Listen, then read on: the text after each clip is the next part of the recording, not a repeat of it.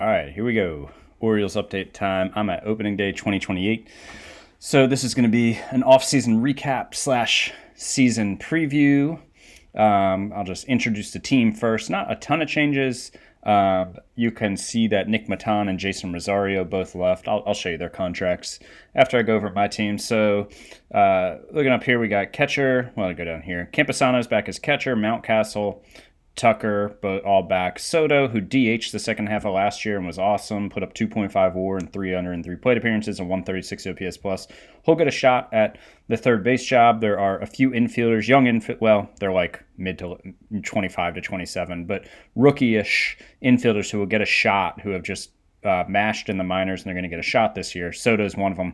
He'll get the best shot at the starting job. Henderson back as a shortstop. Really need a bounce back year from him. Really need a breakout year from him. He's 26. My scout has thought he's a great shortstop. He's generally regarded as a top 5 or 10 shortstop in the league, but he's just never done anything with the bat. A 96 OPS plus in over 2,000 plate appearances. So, I mean, maybe he's just going to be an average bat and good glove, but that's disappointing.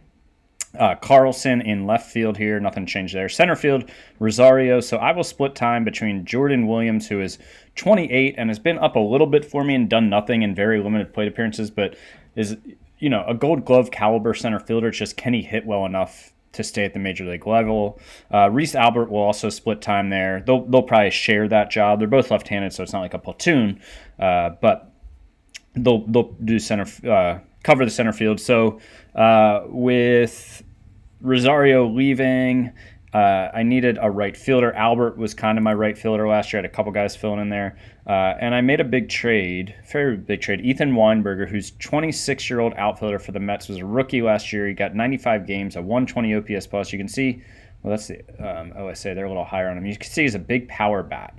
He had 18 home runs and 416 plate appearances last year. He is a former first-round pick in 2023, and he's been around, he was the 85th ranked prospect going into his rookie year last year. He's kind of hung around there as he came up through the system. So a really legit young power bat for the middle of the lineup. He's a corner outfielder, which, power bats in the corner outfield are a little easier to come by than some positions, but I really feel like he solidifies this position for me. I did give up a decent amount to give him. I gave up another top 100 prospect, but he's much further away from the majors. Eric Bills, he pitched in low A for me last year and was pretty good, but not sure if his control is going to develop. So my scout thought he had a 55 potential control. When we drafted him, was a 70 overall. Now thinks he's a 55 overall. So my scout thinks he's like a middle rotation starter instead of a top of the rotation starter like he thought earlier. I was going to start him in A-ball. The Mets think he's ready for Double A at the age of 21. I'm not so sure about that. But anyway, so I gave up. He's still the 77th ranked prospect. So it was basically a top 100 prospect for a top 100 prospect. One's a pitcher, which is harder to come by than a power corner outfielder. The big thing about Weinberger is he's a switch hitter, so he can bat from the right side against lefties, because I still have a pretty left-handed team. So, and I did give up another minor league arm. For some reason, a lot of teams were interested in this guy, Ryan Hawks. I'm not really sure why. He's 27. He wasn't very good in high A last year. He doesn't have good control. I mean, his stuff and movement and his pitches are all major league caliber, but with that control, that's just not going to get the job done. I mean, when you were 26 last year, you walked 4.4 guys per 9 at A-ball. Okay, so I was okay giving him up. So Hawks and Bills bring in Weinberger. Bob Maldonado will start the year up as the designated hitter, the number 18 prospect in baseball. We're going to get to his projections in a minute, which are just obscene. So last year he came up from, and he played 61 plate appearances and had a 64 OPS plus. He was not very good. So I sent him down to AAA, which I called him up straight from AA. And in AAA, in 178 plate appearances, he put up 3.7 WAR and a 246 OPS plus, 14 homers, 15 doubles. I mean, he just crushed it. So he can't really play first base. He's pretty much a full-time DH. At 21, hey, man, if you're going to be one of the best hitters in the league, I can deal with you being a full-time DH your entire career. But his bat's got to carry him. So then who else is in here? So Drew Bowser has been my utility infielder the last few years. He started at second for me the year before I got Tucker. And I optioned him to the minors because his glove is really strong, but his bat hasn't been good enough. And there are a few guys who have not gotten a shot at the majors for me, who have killed it in the minors at the bat, and they're going to get a chance. So it's going to be Soto. Vukovic here is another guy. Last year, AAA, a 145 OPS plus. He can play first and third. I would like to get him some time at second in the minors, but I'm just ready to give him a shot. He's 26, almost 27. Got him from a trade in the Phillies in 2026.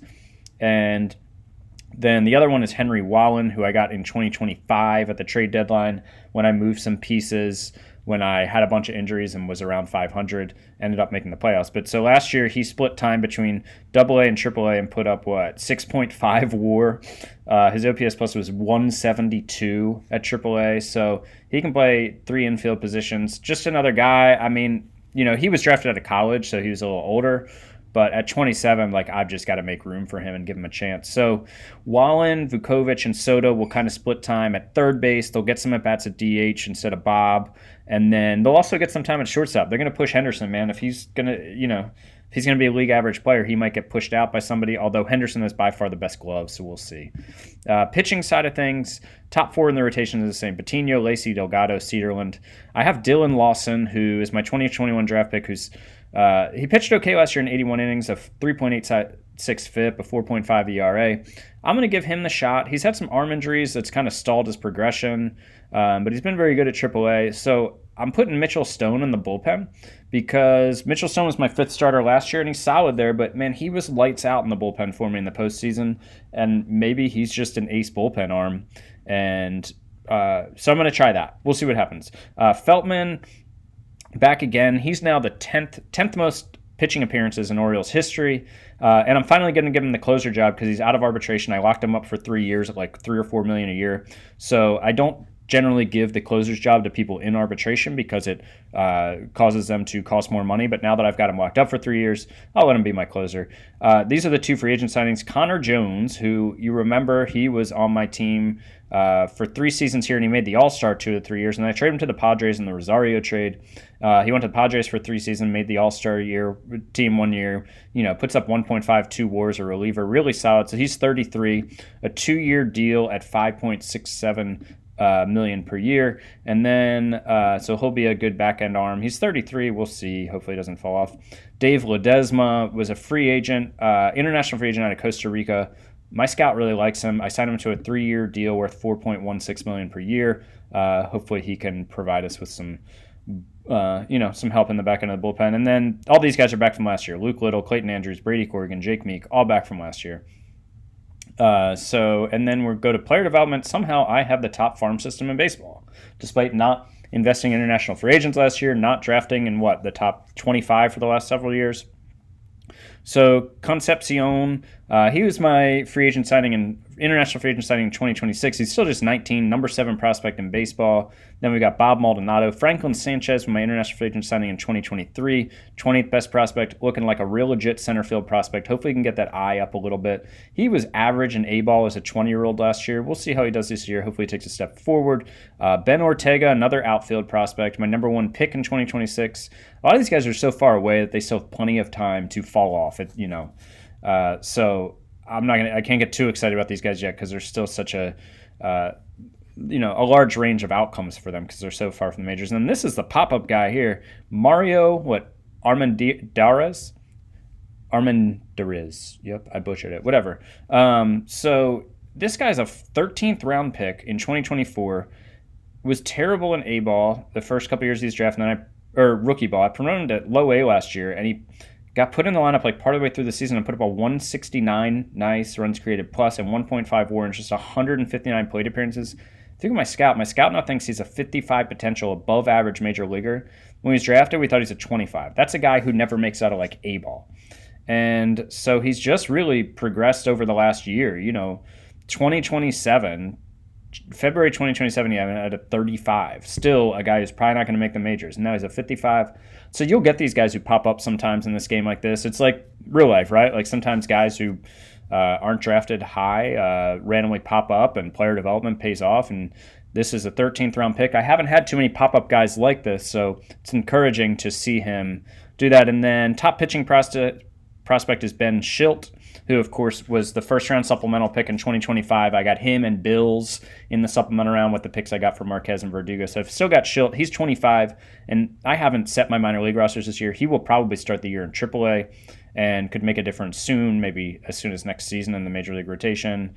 Zimmerman, Angeletta, O'Brien, all names to keep in mind. But in terms of making an appearance on the major league roster soon, Josh Cramer he's probably gonna start the year at AAA. So last year in AA, he went between A and AA last year and put up an OPS plus of 126 and 115, almost 3 WAR or a little over 3 WAR. He's 22. He's a fourth-round pick from 2023. He's gonna be a major league player.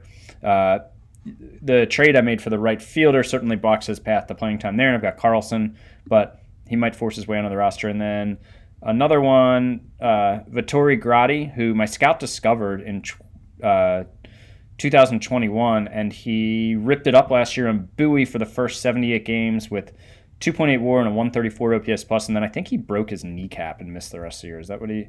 Yeah, broke his kneecap. I think he's back. I think he just recovered. No, he's still out for another 4 days. So he'll be back for the start of the AA season.